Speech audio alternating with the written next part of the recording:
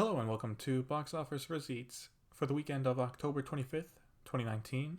I'm your host, Tyler Callahan, and we got a bit to talk about today. We got the usual weekend top 5, international updates, and what is coming out this week. Let's start with the weekend top 5. In first place, for the second weekend in a row, is Maleficent, Mistress of Evil, with 19.3 million, for a total of 66.2 million. It narrowly beats Joker, which came in at second place, with 19.2 million, for a total now of 277.9 million. It really did come down to the wire, as the Sunday estimates put Joker barely in first place, and it took until the real numbers came in to give a winner. Improving from fourth place from last weekend is The Addams Family, which came in at third with 12 million, for a total of 73.1 million. Fourth place is Zombieland Double Tap with 11.8 million, with a total of 47.2 million now. Lastly, in fifth place is Countdown, opening with 8.8 million. So I was mostly right for this weekend, with the main change being Black and Blue just barely out of the top 5.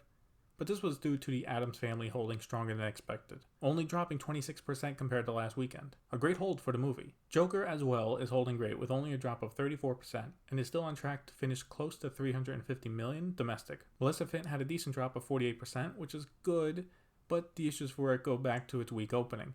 If it opened closer to 50 million and had the same drop, it would have been a great, but it is that weak opening that hurt it. Now, it needs to count on its strong legs. Keeping an eye on Gemini Man, it fell another 51% to $4 million for a 7th place finish.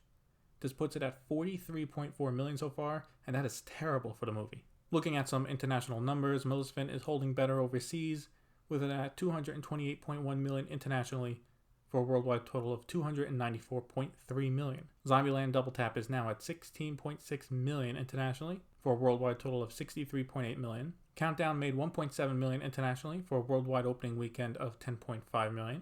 Finally, Joker is at 570.3 million internationally, for a worldwide total of 848.2 million.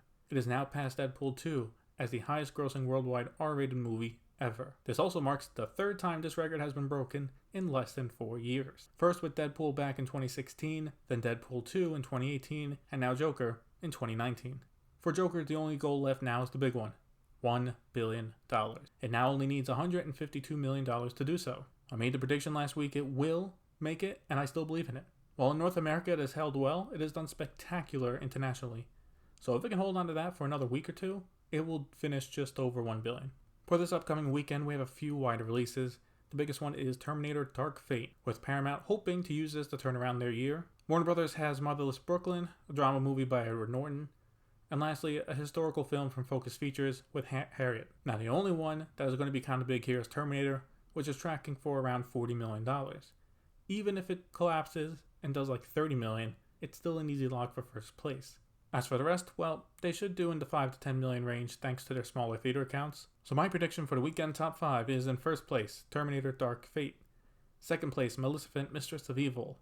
Third place, Joker. Fourth place, The Addams Family. And fifth place, Harriet. So I'm basing this off of a few things. 1, The Addams Family will again have a small drop.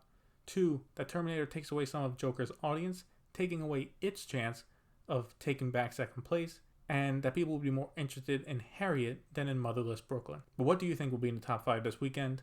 Let me know on Instagram at Tyler Callahan Media or on my Facebook page. Link is in the description. That's it for this week's episode of Box Office Receipts.